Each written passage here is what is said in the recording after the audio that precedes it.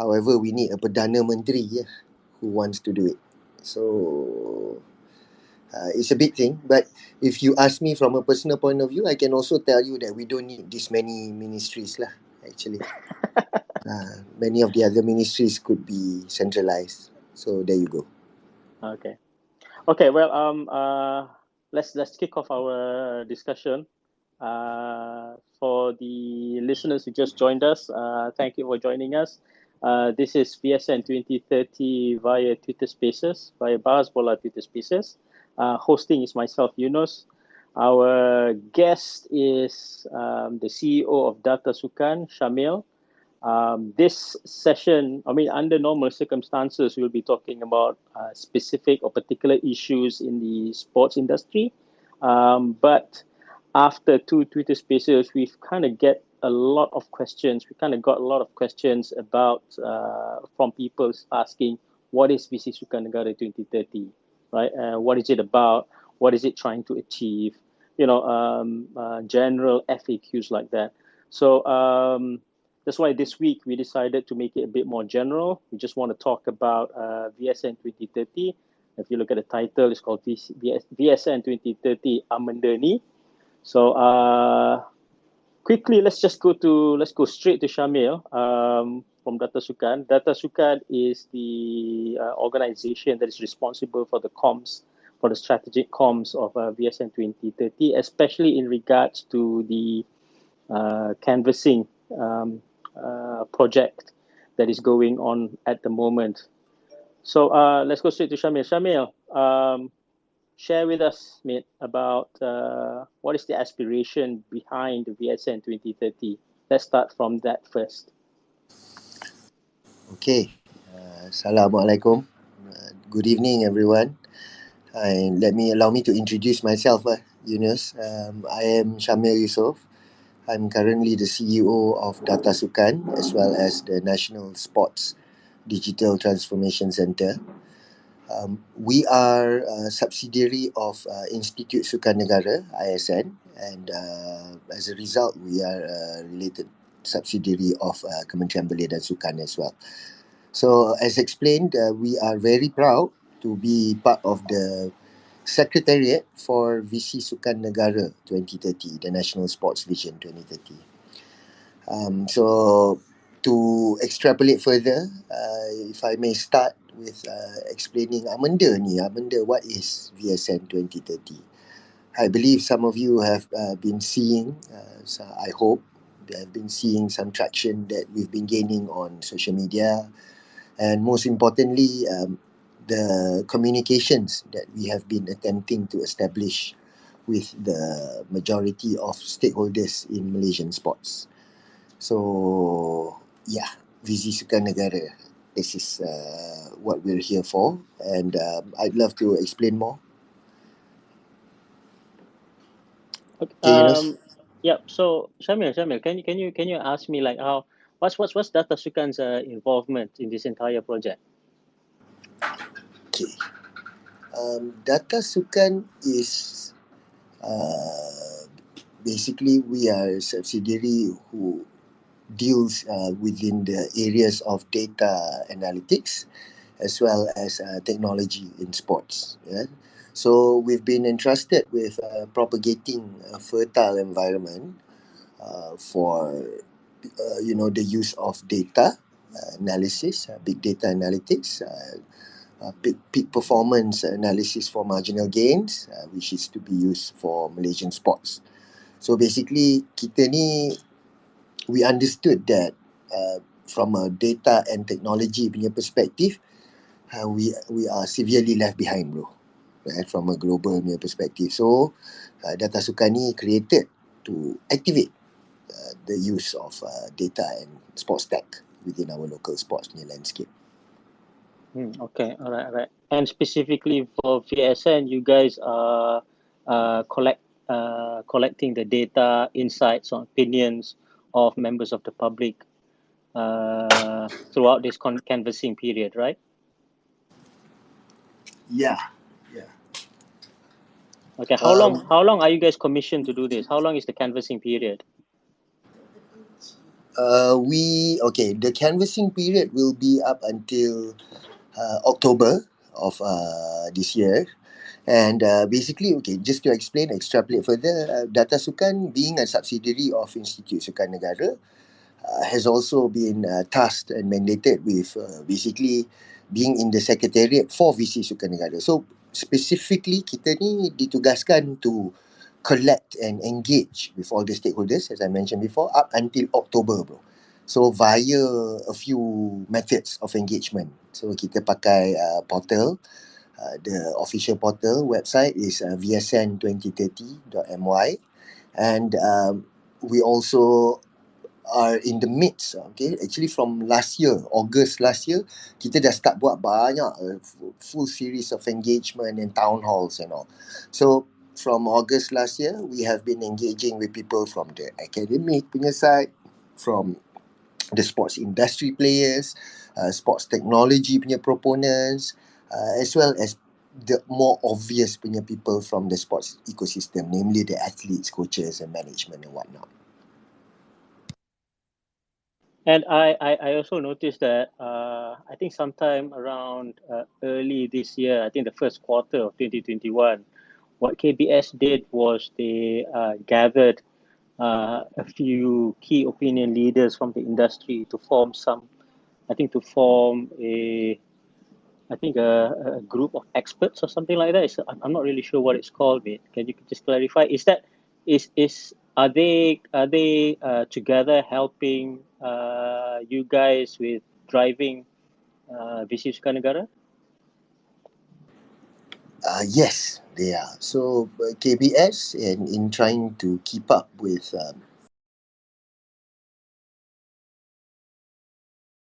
the relevance of the industry and all. Actually, to be honest, if I may first echo first VC Sukanegara on the 7th of April, the start of his speech really, really spoke to all of us because he said that we must understand that the days where the government knows everything, the government knows what to do, the government knows what's best for you, the government knows what policies and laws are best to enact, is over. So, Yang Berhormat Menteri was saying that, from a sports and youth punya perspective, we are trying to rehash, to reinvigorate all our endeavors, up to now, all our efforts, because we don't want to start by reinventing the wheel. However, we realize that there has been a lot of dasar and policy. I know everyone fed up dengan dasar this, policy that, but it is a very necessary evil for us to chart out the journey ahead. So in the sense of VC Sukan Negara ni, it is basically an initiative by the Ministry of Youth and Sports in the midst of developing the national sports vision that will drive this nation punya sporting future for the decade to come. So how we plan to do that is not through the old obvious punya methods of Malaysia cerdas, kekal cerdas, active. So we understand that that is the crux of what we are trying to say, but we want to, or rather we are engaging with everyone to understand how best to do it, how best to get everyone on board, because sport belongs to everyone. This is what we see beyond wawasan kemakmuran bersama, beyond the dasar pendigitalan negara and all the other roadmaps. We strongly believe that everybody owns sports. Everybody is a stakeholder in sports, bro. Whether you're a 16-year-old football player in school or you're a 74-year-old wushu tai chi punya practitioner, you have as much say in sports as the next fella or lady. So speaking about VC Sukan ni, wah, very sensitive. It's a topic is owned by everyone. That's why in this canvas we want to speak to everyone. We welcome all feedback and input. Yeah, I guess I guess that's right. Like Shamil, like everyone has feels some kind of ownership or belonging when you talk about sports, and that's why there's a lot of people who tends to, you know, question, want to talk about it, and be part of your engagements. How encouraging has the engagements been so far? Apart from Twitter Spaces, you guys been doing like Libat Urus. You guys have been doing your town Town halls. halls, Yeah. yeah. So how has the engagement been like? How encouraging has it been so far? It's been actually quite splendid. We expected less. Living in these very extraordinary times, ni bro, we have found that engagement is a double-edged sword. Yeah. Um, However, Double-edged sword. double-edged sword, because we find it difficult to get people to talk, for a plethora of reasons, combination of reasons. Tapi basically Malaysians are very blasé. Dia because of social media, the maturity of the social interaction tu, Malaysians ni dia susah nak impress tau, Yunus. We can't blame. We are also Malaysians. We are also very urban, and we have seen many a dasar and policy come and go. I myself pun dah tengok banyak gila dasar come and go. Some short sendiri, some effective, but rata-rata mostly not having fulfilled its full potential. To fulfill the full potential tu, we need the buy-in of everyone. So hence, with this VC ni, that's really, really what we're trying to do. All right. That's right. Just before we go on, to all the listeners, our guest speaker here right now is Shamil, CEO of Data Sukan. If you guys have any questions or any remarks that you guys want to make about VC Sukan Negara, want to know more about what is VC Sukan Negara, Shamil, myself will be here to share,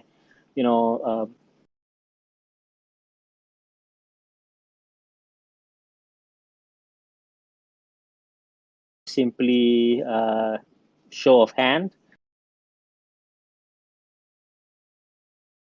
and I will bump you up as a speaker.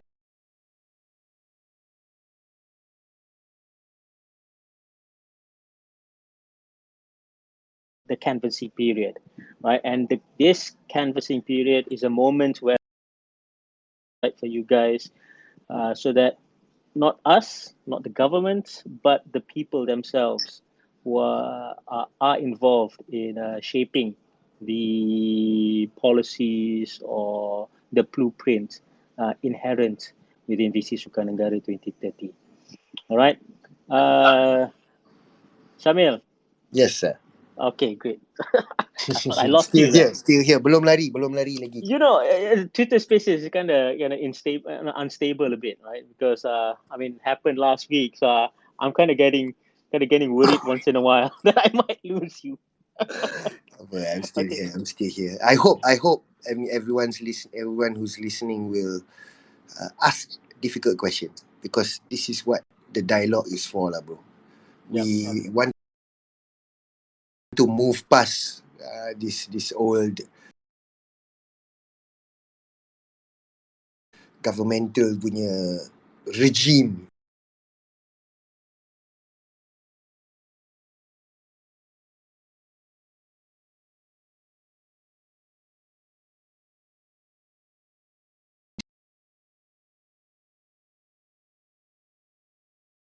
Site about what Visi Sukanegara is. There are 6 pillars in Visi pillars. Okay. Very quickly, very Yeah, quickly. There very are quickly. 6 major pillars, which is non-exhaustive. Maksudnya, we needed to develop a compass of where we were going. We needed to find the true north of this vision. So what we did was we studied the global landscape. We studied the regional punya situation, and came up with a diagnostic analysis of what Malaysia is going through right now, from a regional and also domestic perspective. So, having said that, we are basing our engagement in Canvas VC Sukanegara ni via 6 focus areas. To begin with is, number 1, sporting culture, which is pembudayaan sukan. It's basically to help promote sports culture as a lifestyle for all Malaysians. Okay, how is by enhancing sports ecosystems to be inclusive and community friendly. So that's the basis of sporting culture. Second is sporting excellence, talking about medals, talking about success on the global stage. However, we are taking a new perspective. We are taking a new POV. We don't want to throw money anymore at the problem. Kita tak nak try to beli medal, because all these years kita try pun tak dapat juga gold medal. And where sporting excellence is concerned, kita nak try decentralize the focus on traditional sport dan nak fokus on new and emerging sports as well. Fokus area ketiga adalah talent development. It's pembangunan bakat. Okay, talent identification and development. Something which we feel is one of the most important facets of how we are going to build an agile and sporting Malaysia. Number 4 would be sporting hub, which is hub sukan. Okay. Very important for me to share with all of you that kita sekarang ni from KPS punya perspektif, hub sukan is no more about stadium besar, buat stadium, build stadiums and they will come. No more about large complexes alone. However, it is to improve the environment for professional services in sports. So talking about, not just the athletes themselves, not just coaches ke apa semua, but we want to create a hub that includes people want to come here because he has good sports lawyers, sports psychologists, sports nutritionists, sports media consultants. So all of those elements will define a sporting hub. That's 4, yeah? Sporting culture, sporting excellence, talent development, and sporting hub. 2 more left. The number 5 is sports industry empowerment. Okay. Sekarang ni very, very sensitive, most sports industry, my peers, my allies, my friends, my contemporaries are all very, very angry at the government right now. Why is that? To many extent, so am I. So this is referring to the SOP, in terms of SOP that is directly directly implicative to the sports industry. For example, we cannot deny how come bila lockdown ke apa, sports is the first to close, and bila lift up ke apa, sports is the last to be lifted. Several arguments, which is very accurate argument sebenarnya. Tak ada kluster sukan, tak ada kluster futsal, kluster bola sepak, kluster all these things. So if ada pun, it will be under very controlled punya environment, because the keahlian or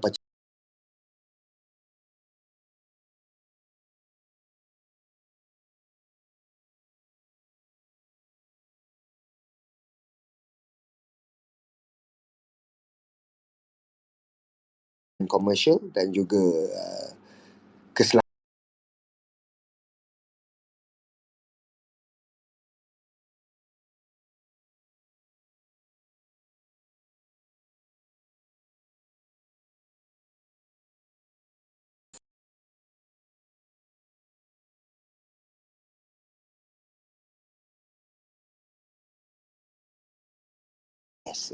This is the biggest challenge. So when we speak about professionalism, it has the pillars of integrity, and also say I question the integrity of my predecessors. However, it is the image of the government, the image of the administrators within sports, the governors within sports, and as well as the national sporting associations, okay, the people who administer the rules and govern the sports. We must admit that we have a very bad image lah. Yeah. So I would say that it's deserved, because sports is a simple universal tangent that anyone can master. So I believe that the sports commissioner should be there for to simplify matters, and hence KBS is taking a very, very active punya role lah, to understand how better we can form balik all this NSA punya structure, all this the administering of funds and acceptance punya mechanisms in sports. Yeah, when we talk about acceptance mechanisms, is the cycle lah. cycle of the athlete or potential athlete going through education, the cycles. So we're trying to change all of that, bro. So sorry, aku ramble on a bit, but apa? those are the 6 key focus areas in VSN. And that is still very brief, Shamil. Because if given more time, you would probably spend the entire hour of this program talking about it. You're being kind Yes, here. sir. I understand. Yes, sir. Thank you, mate. Yes.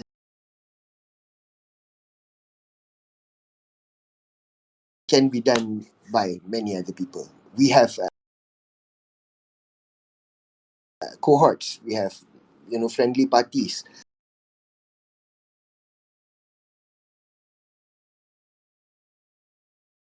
I want to mention people like sports work.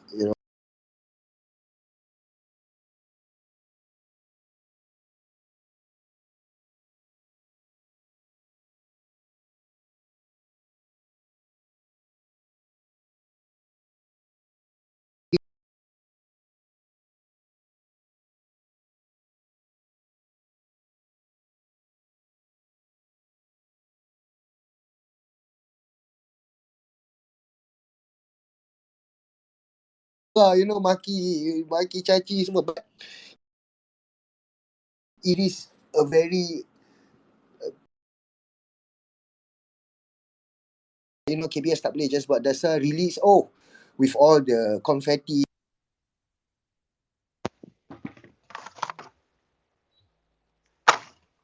Hello, mate. You're still there, right? Shamil, did you drop your mic? Okay.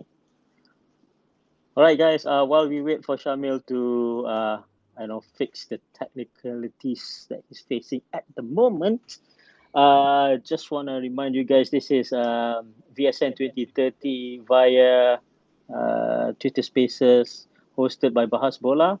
The topic is VSN 2030 amende ni. So with me is our guest speaker, Shamil, CEO of Data Sukan. They are a subsidiary of ISN/KBS, of course, which has been commissioned to gather as much insights and opinion, be involved, had civic engagement, public engagement throughout this canvassing period.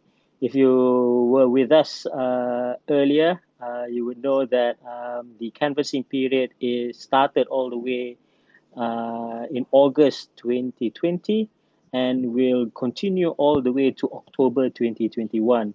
So we have still a lot of time to share our aspirations and help shape the future of Malaysian sports. Again, if you guys have any questions that you'd like to ask, make any remarks, please feel free to do so. Shamil is here to address that. If not, I'm here to do so. We got a request here. Mag. Wait, Mag, let me just add you as a speaker. Shamil, are you there? Have you sorted Yes, out? sir. You dropped your mic, is it? Yes, I'm here. No, tak. Something went wrong. Macam artis drop mic. Hey Mag, are you there, Mag? Bro Max, Assalamualaikum. Salam. Thank you Syamil. Thank you Bahas pula, Brother. Yunus. No worries, man. No worries. Shoot, man. Shoot. What your question or any remarks that you want to make? Please share with us. Okay, bahasa Melayu okay Yunus? Boleh, bro. Boleh. Boleh. Go.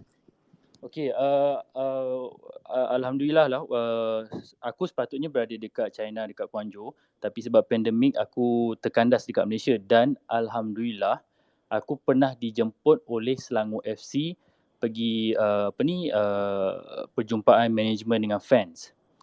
Jadi, itu pertama kali aku berjumpa dengan orang-orang hebat, orang-orang atas pentas ni. Kemudian alhamdulillah ada sesi soal jawab dengan antara fans dengan management. Dan aku rasa event macam tu sangat bagus diselalukan. Okey. Kemudian aku angkat tangan, aku tanya saudara Izhar Muslim. Beliau sangat bagus dalam buat planning untuk buat dana untuk kelab. Depan dia aku mungkin tak boleh cerita banyak, tapi soalan aku adalah aku tanya kepada saudara Izhar Muslim, apa yang fans boleh buat untuk bantu kelab? Dan okey, ini bukan sesuatu yang macam nak cakap personal, tak. Tapi mungkin malam tu jawapan daripada saudara Izhar Muslim tu aku tak berapa puas hati. Bukan apa-apalah, jangan salah faham. Cuma jawapan beliau daripada soalan yang aku tanya, apa yang fans boleh bantu untuk mengembangkan kelab bola sepak Selangor, membantu lagi kelab bola sepak Selangor dari segi apa lagi yang kita boleh bantu fans ni. Dan saudara Izhar Muslim menjawab dengan soalan yang agak pendek. Dia bagi tahu, inilah yang you guys yang tengah buat sekarang ni lah, ini yang kami perlu. Okey, mungkin Izhar Muslim punya jawapan tu tak berapa panjang, tak berapa memuaskan hati saya. Tapi apa yang beliau masukkan adalah datang stadium, beli merchandise, beli jersey kits, berikan sokongan kepada players. So selama saya perhatikan Yunus dengan Syamil, saya perhatikan dunia sukan dekat Malaysia ni, especially bola lah. Ada sedikit rasa cemburu dengan dunia luar Malaysia. Even sedekat-dekat Thailand, sedekat-dekat Indonesia, kita tak perlu cakap Borussia Dortmund punya fans, kita tak perlu cakap EPL punya fans. So apa sebenarnya mungkin host malam ni atau Syamil sendiri boleh bagi sepatah dua kata, apa sebenarnya yang fans boleh bantu penonton, penyokong yang kita yang biasa-biasa ni, yang tak ada knowledge yang mendalam, tak ada profesionalisme. Apa yang kita boleh bantu untuk menaik taraf sukan-sukan kita ni? Contoh macam saya sendiri, saya memang tak ada apa-apa. Saya sendiri tak ada apa-apa knowledge dalam hal bola sepak. Tapi bila berjumpa orang macam Yunus, berjumpa orang macam Azri, berjumpa orang macam Wazin, kemudian alhamdulillah dijemput ke manajemen Selangor dengan fans. Saya nampak banyak sangat benda yang fans tak terdidik tau, orang Malaysia ni, fans Malaysia ni.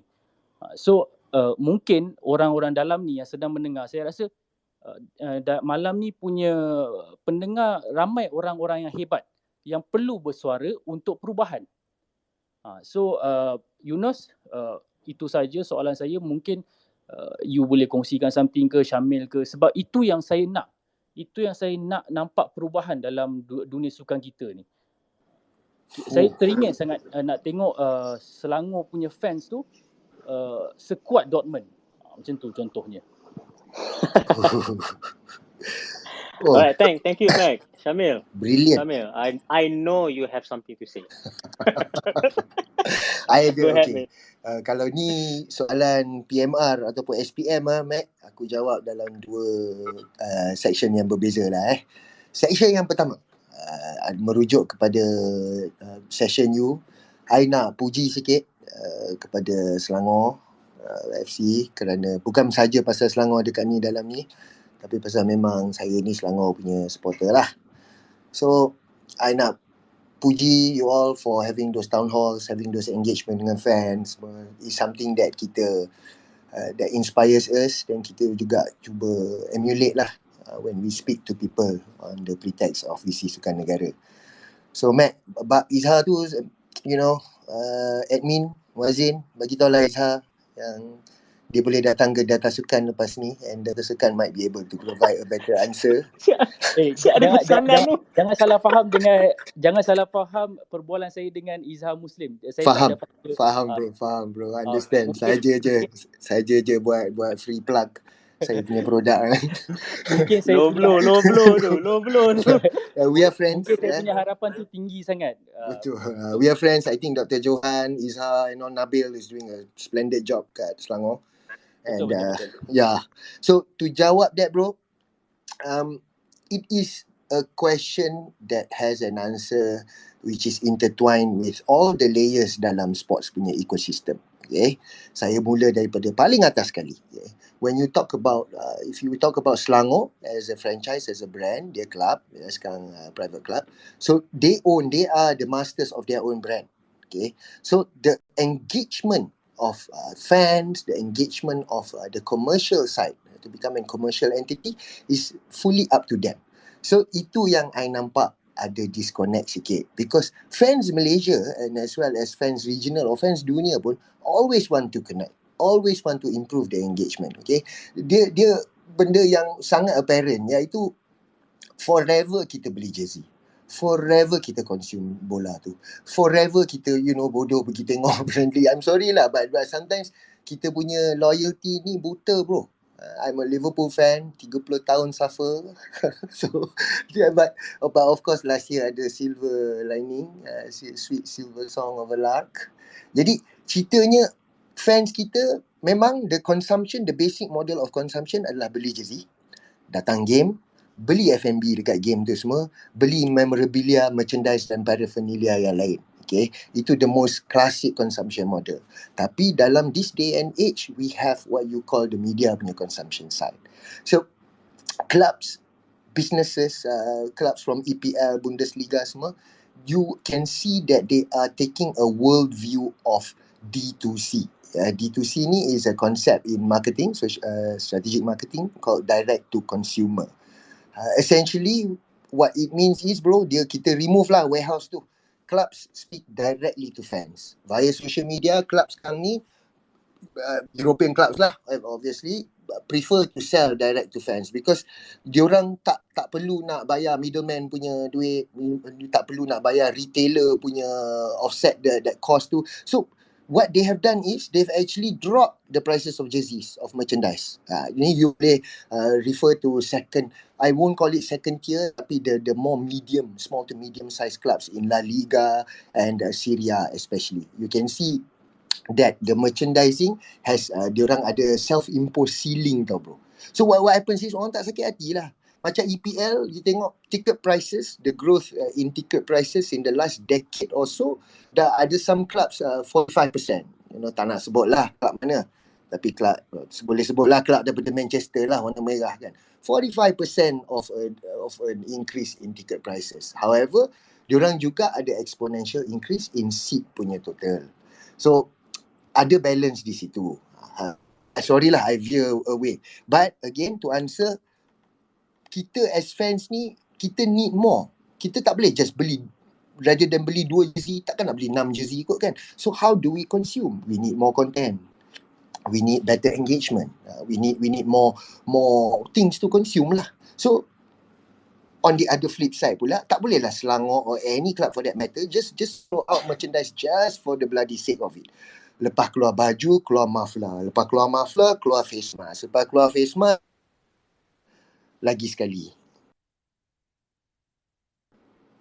So, I'm not sure you guys can hear me still. Okay, so basically, there needs to be better data. We can. You can, okay. There needs to be better fan engagement. So, yang ni pun I nak plug my own company lah. It's basically, you need to give the fans more quality and more engaging data. You can look at NBA, you can look at 1FC, you can look at a lot of other very successful franchises across the world. For football, tak payah tengok jauh, tengok J-League dengan tengok Bundesliga. Their level of engagement, their content, the level of orang panggil dynamic content is legend. Wait for it, legendary, guys. So you look at Harakishi, there's a new channel under J-League, and then Bundesliga's use of data analytics to come up with very engaging content. Dia satu video, okay, I take for example broadcast match is broadcast match, itu satu produk. Tapi the content, the highlights, the gaduh, the orang menjerit apa, those are all the dynamic content that needs to be marketed. Itu yang kita boleh engage, yang boleh consume. Jadi kelab-kelab kat Malaysia ni, I nampak, of course Selangor, JDT, they're becoming very much more progressive in terms of embracing new products. Each club ada dia punya own way of doing it, tapi we see that the start of the trend is there. Lama-lama lagi, Mac, then you can start looking at other ancillary punya products lah, bro. Then barulah boleh buat trip, kalau insyaAllah COVID ni belah satu hari kan, kalau hidup dah kembali normal, then you can do trips, you can do boutique packages, whether tourism or whether even educational. The possibilities are endless, bro. So kita nak jawabnya, club kena offer a better range of products and services for fans like us to consume. Dan even the administrators dan governors dalam sport pun nak want this to happen lah bro. Diorang kena want to bantu the industry, bantu the club punya ecosystem for them to be able to grow as brands like that lah. Itu jawapannya. Right. Wow, panjang sebenarnya. But thanks, mate. I like to add a bit, Mac. Bila kita dengar jawapan daripada Syamil tu, it's very commercial driven. That means, and it's correct. It's definitely correct. A lot of clubs, and we're not just talking about football. We're talking about any sports association of clubs. They need to provide a huge range of products, services, commercial products and services that would allow the fans to be more participative with the commercial activities of the clubs. But having said so, there are also non-tangible activities that needs to be done by these clubs. And these non-tangible activities would normally target to enhance the sense of belonging or affinity of the fans towards the club. I want to mention, Shamil mentioned about Selangor because he's a big fan of Selangor. I want to mention about JDT because I was born in Johor, right? And I want to mention that they did something recently which is quite progressive, which is the introduction of fans into the decision-making processes of the club. This is something that you can also see in a lot of clubs in Europe.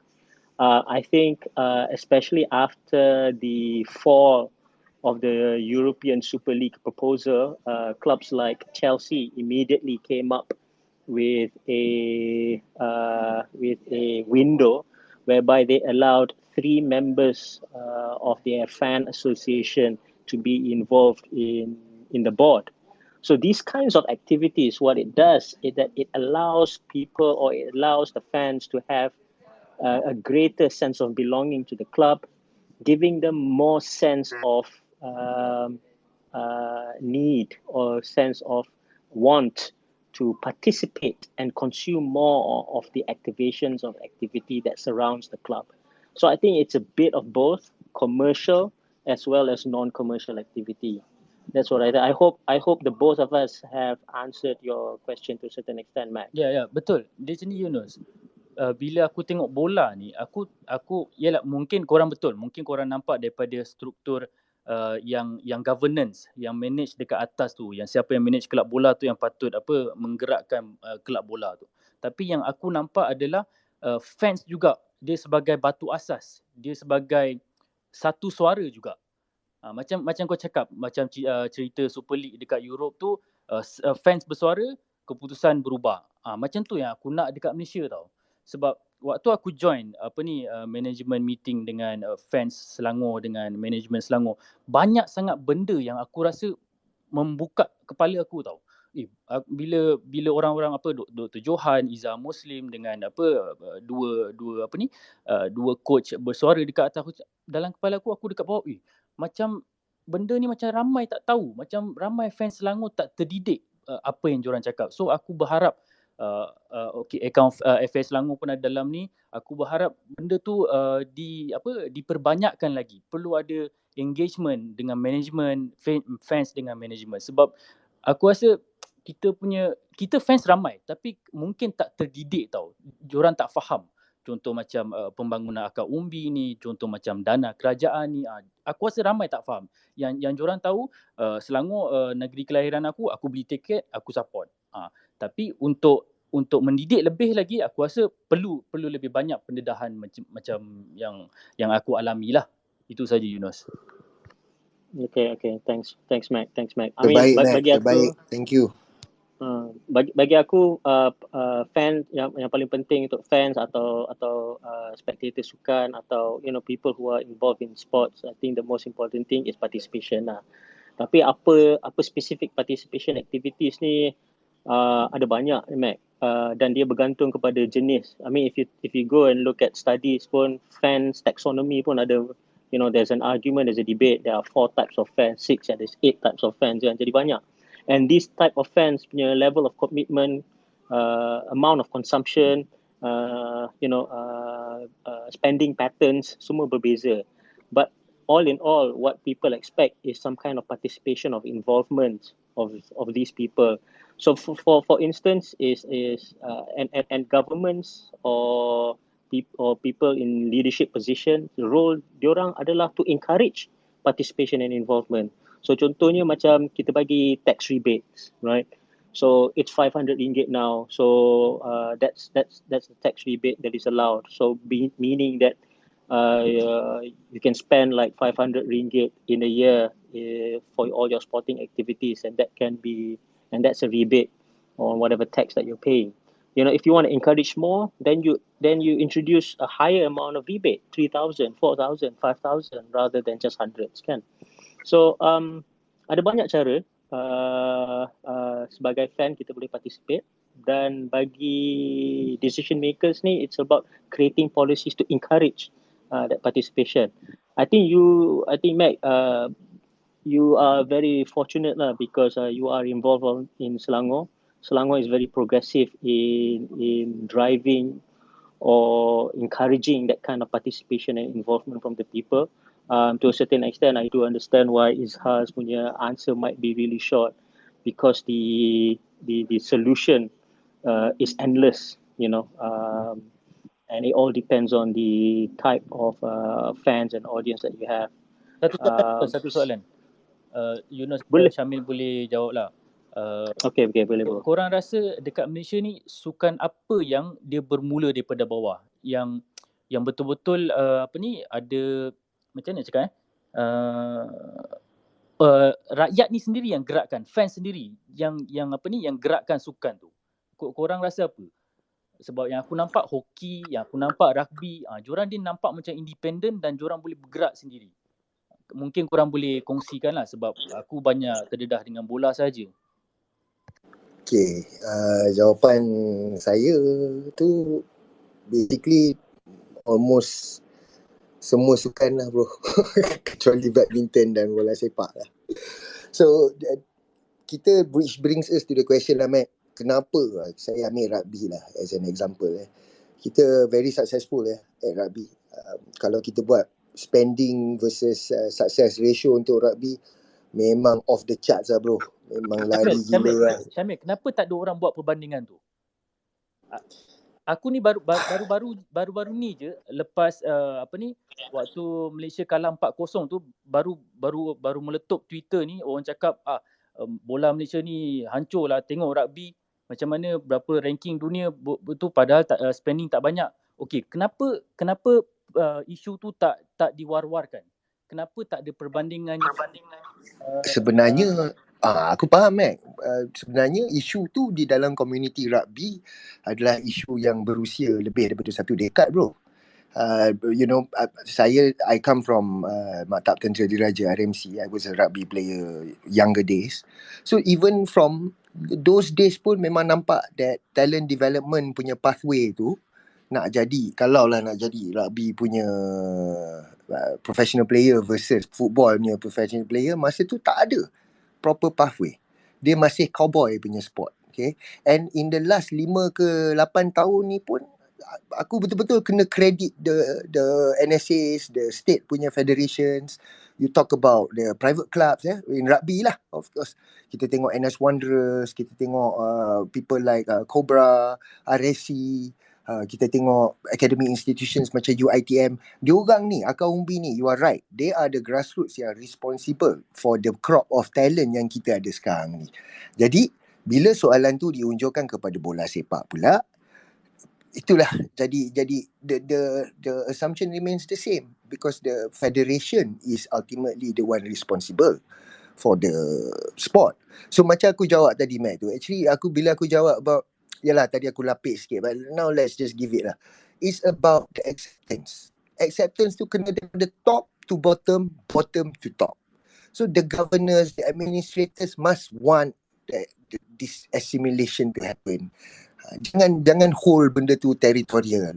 Aku tak nak menuding jari ataupun nak tuduh-tuduh orang, but it never helps to be territorial. When you piss on your territory, buat border, it never helps. a sharing economy, to share knowledge, to share technology, share talent, to understand that sport ni kalau kau tanya satu lagi tangent of soalan kau, kalau kau tanya aku tadi, sport apa kat Malaysia yang paling widely known lah, paling ramai orang main, kalau kau tanya buat bancian every single Malaysian, sport apa yang orang paling banyak main? 2 sport, iaitu bola sepak dan netball sebenarnya. Bola sepak untuk lelaki dan netball untuk perempuan. This is by numbers ya bro. So jangan ambil demographics of race ke apa semua lah. So if you look at that, kenapa bola sepak dengan netball is far from being, bola sepak is the most popular, yes, but netball is not the most popular. So tu pun satu soalan yang kita cuba jawab juga. It's actually because of the struktur yang tertutup, hierarchy yang tak fully clear, no clarity in the hierarchy of talent development and advancement. That's the main reason why we have the attrition rate, iaitu dropout rate yang sangat tinggi. So when you speak to Fariha, you speak to Fazlun, all netball players that kita been honoured to be able to speak to, jawapan yang almost the same semua. The inclusion within the sport, the actual opportunity dalam sport tu, Mac. Jadi nak menutup soalan ni ataupun nak summationkan semua, visi sukan negara ni is something that wants to develop satu perspektif yang decentralized bro. Kita tahu football important, kita bukan nak tirikan football ataupun kurangkan football ke apa, tapi kita nak ensure equal attention, equal support for all the other emerging sport. Cakap senang, yes, but somehow in the next few years kita nak create an environment where tag ball ataupun sukan-sukan lain, sepak takraw, ping pong semua will be treated in the same breadth and respect as bola sepak pun. So that is the pendemokrasian sukan yang kami dimandatkan lah dalam visi sukan negara ni. Thank you Syamil. Thank you Yunus. Okay, all right. Thanks, Mac. If you still have any questions, feel free. To the listeners, we got a few minutes left. I'm more than happy to accept any kind of questions. If you feel like asking questions, just make that request and I'll bump you up as a speaker. At the moment, for the guys who just joined us, for the listeners who just joined us, this is Visi Sukan Negara or vsn2030 amende ni. Under normal circumstances, we'll be talking about specific issues related to certain pillars. There are 6 pillars, certain pillars of VSN 2030. If you want to know more about VSN 2030, please feel free to join us at vsn2030.my. There's also a platform there where you could share your aspiration and help us shape the future of Malaysian sports. So we have another speaker interested. Yes, Shazwan Marzuki. Hi, mate. Can you hear me? Hi. Okay. Hello, Shazwan. Do you have any question or remark? Aku just nak straight to the point. Basically, although aku grow up with sports, actually since small lah, apa benda sports semua lepas aku tak main, I'm very passionate about sports lah basically. But the thing is, although I'm very tech savvy, I mean aku guna social media apa benda semua, and just now Mel kata VSN start since August 20. To be honest, aku baru tahu quite recently je VSN ni. So macam apa benda ni kan, macam tak ada, there is lack of exposure lah, that's one thing lah. Although it's still canvassing punya proses apa benda semua, I think the exposure is still very slow lah. That's the first thing. And then second thing is how you guys want to manage between elite sports and community lah, because what I mean is contohnya lah kita bagi Australia lah. Australia is a very world class in terms of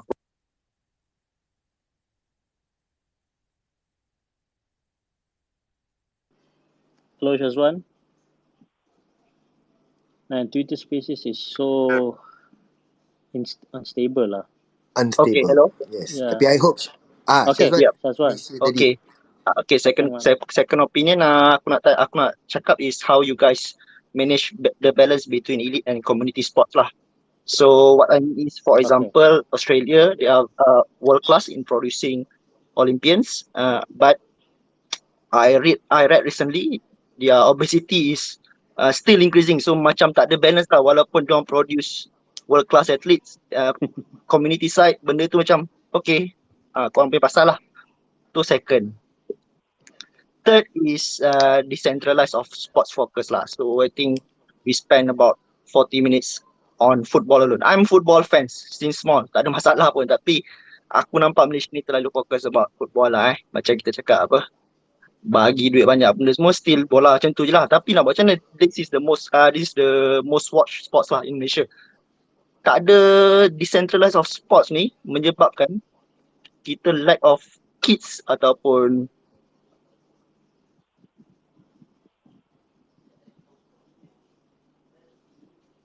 Hello. Alamak, lost him again. Okay, tak apa. There's Shazwan. I think we've got 3 questions from you. And then we have Freeman here as a speaker.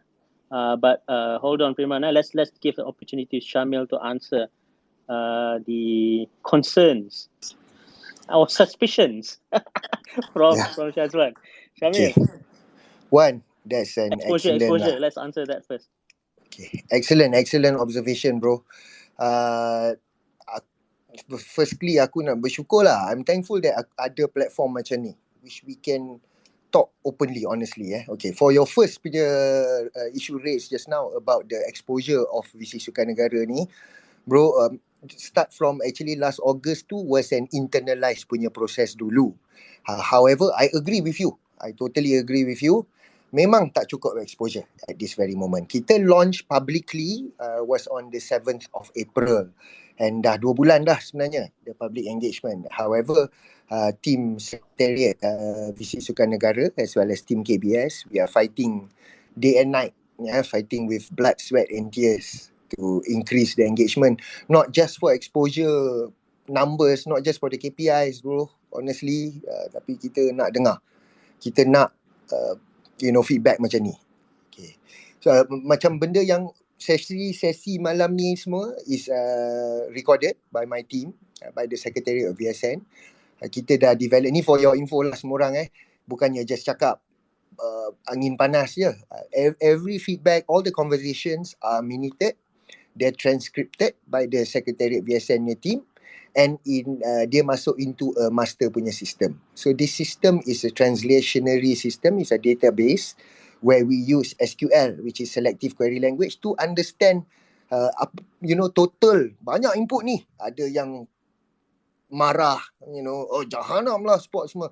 Ada yang puji lebih, terbaik menteri sekarang memang baik. So the two spectrum yang ekstrim ni membuatkan kita develop a system untuk baca semua ni. So we judge via frequency, via relevance of topics. So from there kita pecahkan down to secretariat dan panel yang akan melalui satu proses of challenging, of debating this thing, bergaduh lah.